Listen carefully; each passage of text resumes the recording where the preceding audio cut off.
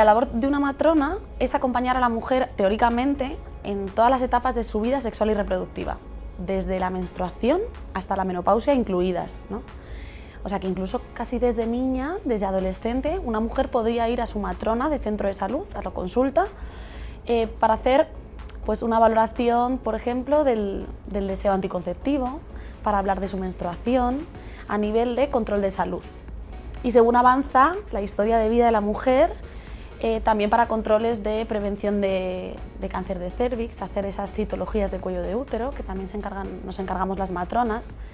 Y bueno, el gran descubrimiento de las mujeres, que tienen las mujeres sobre las matronas, es cuando empiezan a gestar, ¿no? Creo que es el punto de acercamiento mayor y es cuando muchas mujeres descubren esa figura, porque a lo largo del embarazo también estamos las matronas en consulta, durante el parto de manera súper estrecha la mayoría de las veces, porque las matronas nos encargamos en el parto del acompañamiento durante todo el proceso, preparto, dilatación, parto y posparto, sobre todo cuando es fisiológico, ¿no? Cuando es parto normal. Cuando el parto es patológico o pasa algo que se sale de lo normal, es cuando la figura del ginecólogo tiene más cabida en el parto. Y durante el seguimiento del embarazo pues trabajamos en conjunto, ginecólogo y matrona. Y en el posparto, lactancia, también estamos las matronas y hasta la menopausia, ¿no? Que es la última etapa reproductiva de la mujer.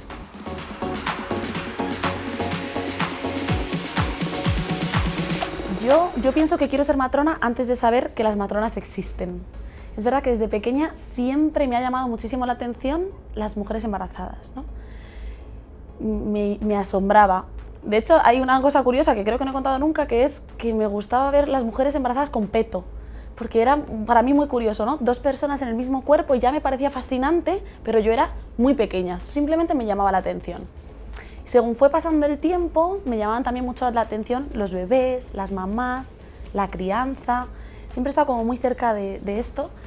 Y cuando en bachillerato empiezas a decidir un poco hacia dónde van a ir tus estudios, ahí pensé, ahí ya sabía lo que era una matrona y pensé, quiero acercarme a esto. El camino en España para acercarte a ser matrona es hacer enfermería y luego estudiar un examen público para hacer una especialidad de enfermería, y una de ellas es matrona. Así que siento como que lo sé desde hace muchísimo tiempo y lo decidí cuando supe la manera de llegar a ello.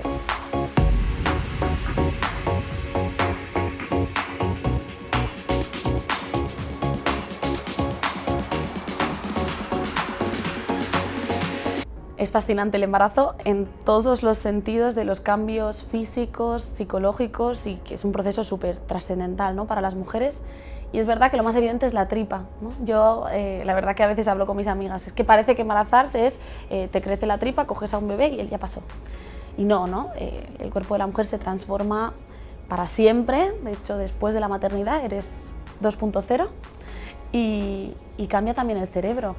Y hasta hace relativamente pocos años sí que las mujeres se daban cuenta que durante el embarazo le pasaban cosas que no le pasaban antes, ¿no? Pues esos olvidos, esos cambios, es como que te sientes diferente y parecía un despiste. Pues eran las hormonas. Bueno, pues sí, son en gran parte las hormonas que preparan el cerebro y generan cambios en él. De hecho, en España tenemos un equipo de investigadoras de muchísimo prestigio, a la cabeza de ellas Susana Carmona, que es una compañera que aprecio mucho y que admiro muchísimo, que estudian esos cambios neurológicos y cerebrales durante el embarazo y lo han visto físicamente en el cerebro, ¿no? Estudiando todo esto, y se ha visto que el cerebro de las mujeres durante el embarazo cambia y que es uno de los momentos de la vida de las mujeres en los que más cambia. Y se parece mucho a la adolescencia. En la adolescencia el cerebro de las mujeres cambia en favor de madurar para la vida adulta, ¿no? Entonces la adolescencia te prepara para ser una mejor adulta. Y el embarazo, gracias a los cambios hormonales, prepara tu cerebro para ser una mejor madre. Es decir, prioriza, ¿no? algunas conexiones neuronales en favor de que tú puedas criar a esa persona que estás creando. Es increíble. Entonces no estás despistada, estás centrada en lo que tienes que estar.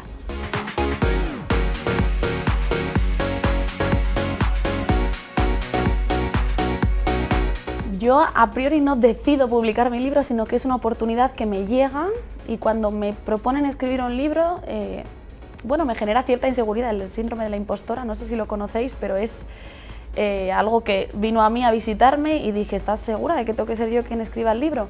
Sin embargo, siempre me ha gustado escribir, me gusta divulgar, por eso tengo un espacio en redes sociales en el que divulgo a través de mi profesión, especialmente sobre maternidad, y dije, bueno, ¿por qué no? Para mí es mucho más fácil escribir sobre lo que siento que sobre lo que sé, así que ha sido un reto escribir el libro porque allí escribo mucho sobre lo que sé, ya que es un libro más bien de mi, bueno, pues de mi rocío profesional matrona, no tanto desde mi experiencia, porque todavía no soy madre, aunque ahora estoy creando también. Pero ha sido una experiencia muy bonita y creo que he sabido mezclar lo que sé con lo que siento, porque es la única manera en la que sé hacerlo, ¿no? Escribir también desde la emoción y porque yo trabajo y creo con mucha pasión todo lo que hago, porque me apasiona mi profesión. Así que para mí el arte de crearte es muy especial porque es una oportunidad que vino a mí y que ahora me está regalando pues, la oportunidad de llegar a muchas más mujeres, ahora a través de unas palabras que escribí desde la evidencia y desde el cariño, que nunca me había imaginado que iba a ser así.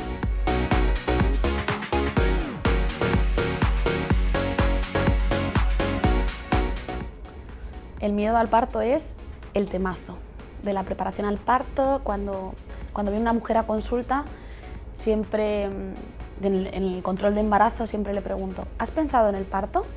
Casi todas las mujeres han pensado en el parto, incluso antes de gestar.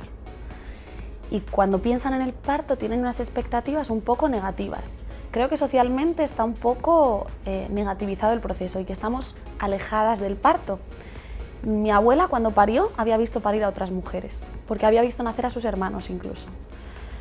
Mi madre cuando parió ya no había visto parir a nadie. Y yo, porque soy matrona, pero si yo no fuera matrona, lo único que habría escuchado son experiencias y muchas experiencias que impactarían negativamente sobre mí en el parto. Entonces el miedo al parto no es culpa de las mujeres, es una herencia social difícil de gestionar, ¿no?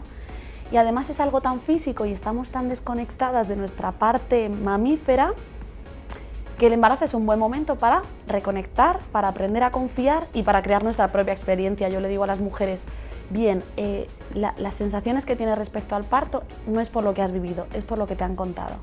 Entonces ahora vamos a trabajar en tu propia experiencia, ¿no? Y yo les cuento a las mujeres que tienen miedo al parto porque se lo imaginan como una montaña muy grande y muy desgarbada, ¿no? Yo les digo, tienes miedo al parto porque te lo imaginas como el Everest y nunca has escalado.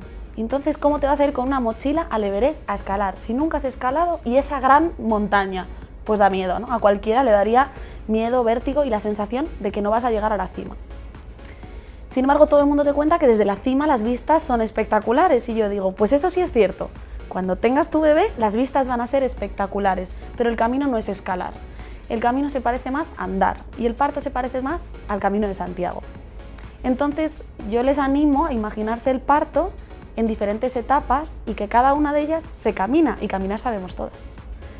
Entonces, con calma, sin miedo, con información, conociendo las etapas, preparando ese Camino de Santiago y entendiendo que estás preparada para caminar y para transitar esas etapas, que la mochila no pesa tanto y que ya has hecho casi todo, ¿no? Y que, pues que cuando llegues a Santiago las vistas van a ser tan bonitas como si hubieras escalado el Everest hasta arriba.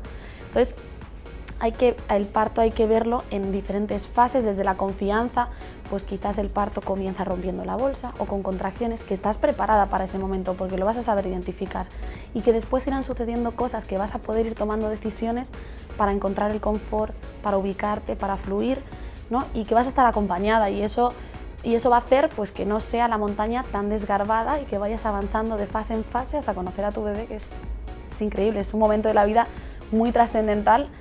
Yo siempre les digo también en la preparación al parto, imagínate el momento más trascendental de tu vida. Vale, pues ese va a ser el segundo, cuando nazca tu hijo.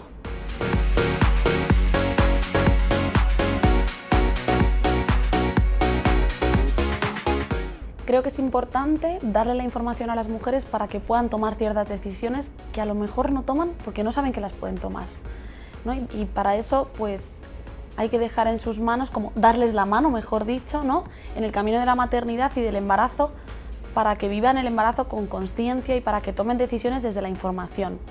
Porque a muchas mujeres, en épocas sobre todo de atrás, yo hablo mucho con mi madre sobre esto y me decía, yo no decidí porque no sabía ni que lo podía decidir. ¿no? Imagínate, generaciones de atrás parían muchas veces en sus casas, ¿no? Nuestras abuelas, y las cosas sucedían como tenían que suceder, ¿no? Y ellas iban fluyendo y no todas las mujeres parían igual. Después el parto se medicalizó tanto que pasó al punto completamente contrario.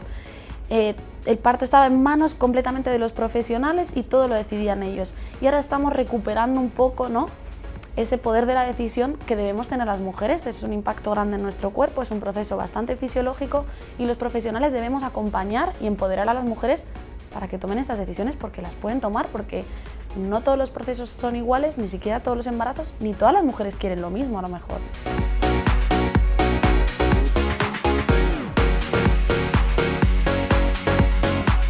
El plan de parto es una manera de comunicarte con los profesionales que te van a acompañar en el proceso, sobre todo de atención al parto, ¿no?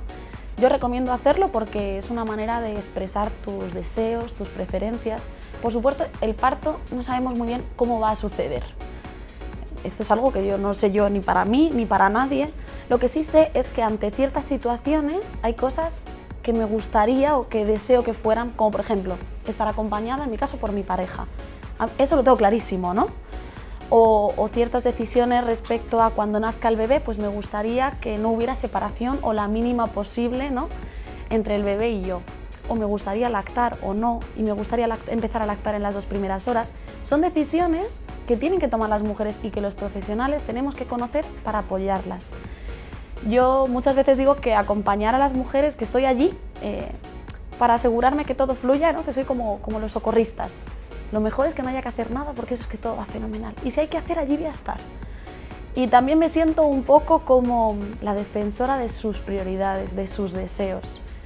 Entonces estoy allí también para defender esos deseos, ese plan de parto, y que se pueden decidir bastantes cosas dentro de que no sabemos exactamente cómo se va a desarrollar.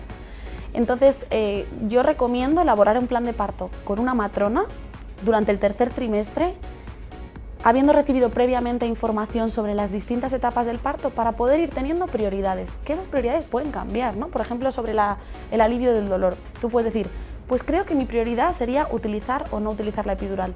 Y después puede cambiar, porque a veces el parto no es como te lo habías imaginado. Pero está bien tener como ciertas ideas y tomar ciertas decisiones en torno a eso.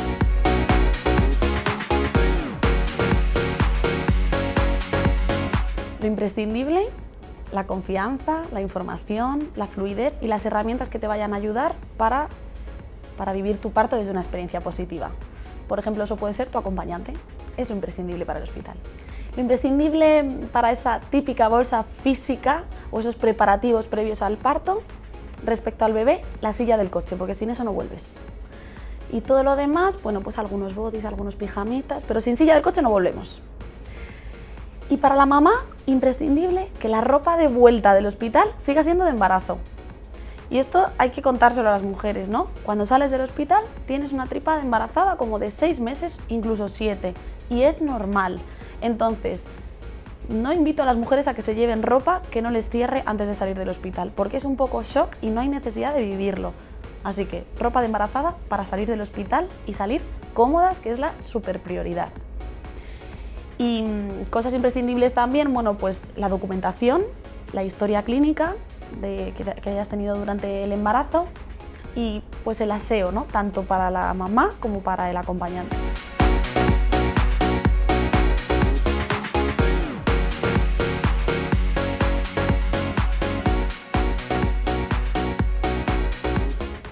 Estoy de acuerdo con esa afirmación. De hecho, yo digo mucho que en el posparto el bebé sobre todo necesita a la mamá, y ese término se llama exterogestación, es decir, seguir gestándole, seguir creciendo desde fuera. Y la mamá necesita tantos cuidados como en el embarazo, ¿no? Yo muchas veces les explico a las familias en preparación al parto que cuando la mujer está embarazada todos los focos alumbran a la mamá. Y es muy bonito que protejamos y que cuidamos a las gestantes. Pero cuando nacen, y le digo a los acompañantes, a los familiares, cuando nacen tenemos que estar muy atentos que no todos los focos miren al bebé, que se quede alguno mirando a la mamá, ¿no? De hecho, el bebé necesita estar con la mamá y los demás tenemos que proteger el binomio. Así que siempre algún foco mirando a la madre, que son momentos de vulnerabilidad, de apoyo. Y si no sabemos cómo cuidar a la madre, preguntarle. La mejor manera, lo mejor que podemos hacer es decir, ¿qué necesitas? ¿Cómo te puedo ayudar? Es más fácil de lo que parece.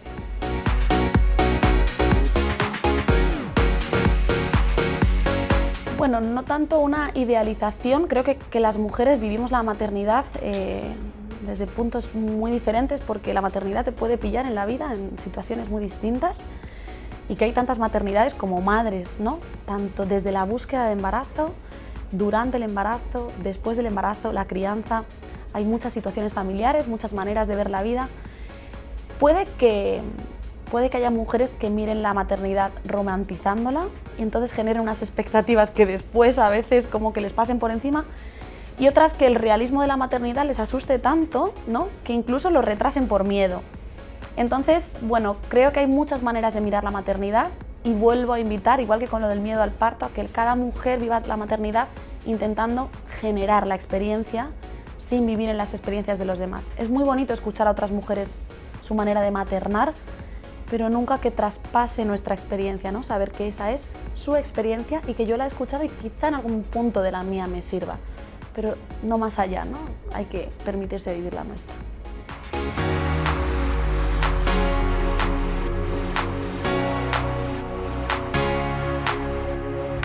No ha cambiado mi manera de percibir mi trabajo, pero creo que por yo dedicarme a esto, sí que tiene un impacto en mi experiencia, ¿no?, durante el embarazo. De hecho, tuve una pérdida antes de este embarazo y yo era muy consciente que 1 de cada 4 embarazos pueden acabar siendo un aborto, ¿no? Entonces, cuando me pasó esto, antes de este embarazo, hace poquitos meses, tuve ese aborto y yo le decía a mi entorno, era muy consciente de que me podía pasar, pero no me ha cambiado mi manera de cuidar a las mujeres durante los abortos, porque yo ya las cuidaba desde la empatía, desde el entendimiento de que cada una vivimos esos procesos de una manera y depende del punto de la vida en la que nos pille, ¿no? Y que son afrontamientos, bueno, pues muy intrafamiliares, muy personales. Ahora que vuelvo a estar embarazada, para mí es muy bonito y muy consciente vivirlo en primera persona, pero también sé que mi embarazo no tiene por qué ser el de las demás, ni los embarazos de las mujeres a las que acompaño ser parecidos al mío. Entonces me estoy permitiendo como vivir mi propio proceso, pero me gusta mucho reconocer lo que sé en mi cuerpo, ¿no? Y bueno, sí que me ha costado mucho creérmelo después del anterior de la pérdida, mucho creerme que estoy viviendo esto otra vez, pero parece que ahora ya, después de ya casi ya en el segundo trimestre, aterrizo en la idea y tengo mucha ilusión por lo que está por venir, y de hecho muchas mujeres me dicen, ¿tú que estás acompañando tantos partos, te da miedo el parto? Y yo me muero de ganas por parir, tengo muchas ganas de vivirlo, tengo mucha ilusión.